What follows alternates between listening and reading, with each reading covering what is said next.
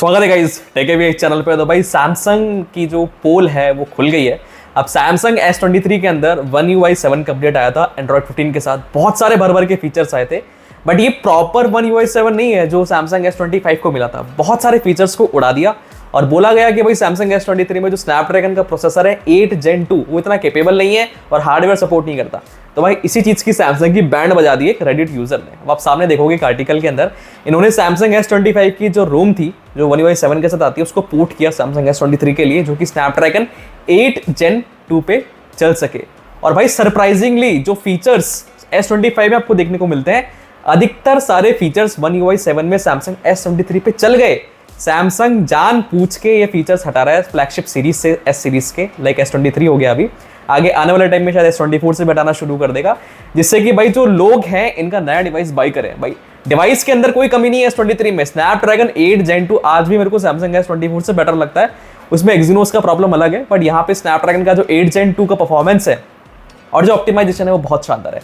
अब जैसे ही S25 के रोम को पोर्ट किया सैमसंग S23 के अंदर, तो आप सामने देखो ये जो हमारे रेडिट के यूजर है, मैं आर्टिकल देख रहा था, तो यहाँ पे जैसे ही इन्होंने पोर्ट करने के बाद जो सबसे पहली इंपॉर्टेंट चीज थी फर्स्ट वाली, आप सामने देखो लॉग वीडियो।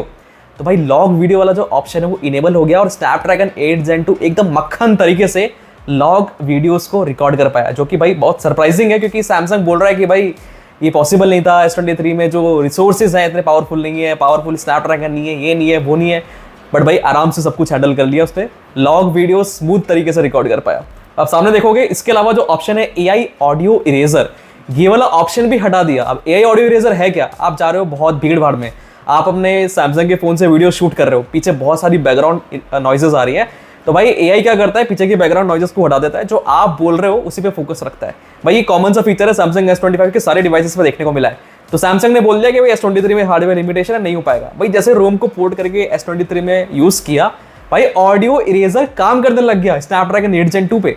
तो भाई हार्डवेयर लेवल रिस्ट्रिक्शन तो वहां पे भी देखने को नहीं मिली, तो ऑडियो इरेजर भी चल गया, लॉग के अंदर वीडियोस भी शूट हो गए।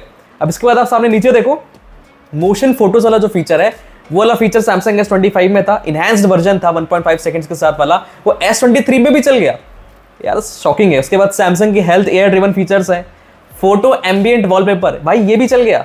उसके बाद आप सामने देखोगे नीचे आप प्रोसेस करोगे तो जो स्नैपड्रैगन 8 इलाइट वाला प्रोसेसर लगा है हमारे स्नैपड्रैगन S25 में, और स्नैपड्रैगन का 8 Gen 2 वाला जो प्रोसेसर लगा है किसके अंदर, हमारे सैमसंग S23 में। दोनों का आप Antutu बेंचमार्क्स पे देखोगे तो 13 से 15 लाख के बीच में सैमसंग S23 परफॉर्म करता है और 20 से 22 लाख के आसपास सैमसंग का S25 परफॉर्म करता है। तो भाई 5 लाख का ही डिफरेंस है, बट सारे के सारे जो टास्क होते हैं, खास करके जो ऑडियो इरेजर वाला ऑप्शन था भाई वो एकदम मक्खन चल गया।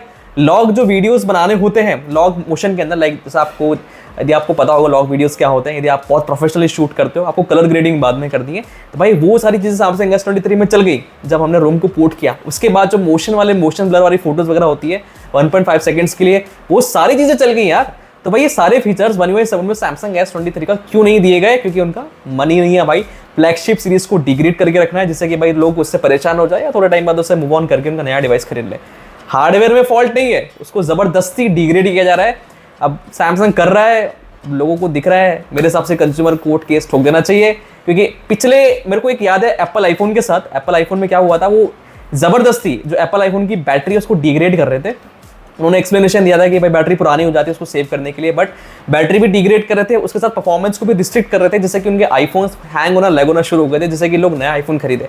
भाई कुछ स्ट्रैटेजी मेरे को सेम लग रही है, क्योंकि स्नैपड्रैगन 8 Gen 2 काफी लेटेस्ट हार्डवेयर है, सारी चीजें केपेबल तरीके से कर सकता है, बट सैमसंग ने जबरदस्ती ये सारे ऑप्शन हटा दिए। बाकी आप मुझे बताओ कि भाई सैमसंग S23 में ये ऑप्शंस आने चाहिए थे कि नहीं आने चाहिए थे? हार्डवेयर लेवल रिस्ट्रिक्शन तो है नहीं भाई, ये तो कंफर्म हो गया। जो हमने देखा कि रेडिट यूजर ने पूरा जो S25 की जो रोम थी उसको पोर्ट करके डाल दिया One UI 7 की जो S23 के अंदर, तो वहाँ सारे फीचर्स चल गए। भाई सैमसंग चाहता तो दे सकता था, जबरदस्ती नहीं दे रहा, और ये करता ही रहेगा यदि कोई ना कोई यूजर या फिर कोई भी इस पे आवाज नहीं उठाएगा। बाकी आप मुझे कमेंट सेक्शन में बताओ भाई ये सैमसंग जो कर रहा है एटलीस्ट फ्लैगशिप सीरीज के साथ वो सही है कि नहीं है? नहीं है तो बताना, सही है तो बताना। बाकी यदि आपको ये वीडियो हेल्पफुल लगाओ, अच्छा लगा तो वीडियो को लाइक कर देना, सब्सक्राइब कर देना चैनल को, और यदि बिंदास कोई भी डाउट हो बिंदास तो कमेंट सेक्शन में मेरे से पूछना। तो गाइस वीडियो में इतना ही, मैं मिलता हूं नेक्स्ट वीडियो में कुछ नया लेके। अभी tata bye bye, see you.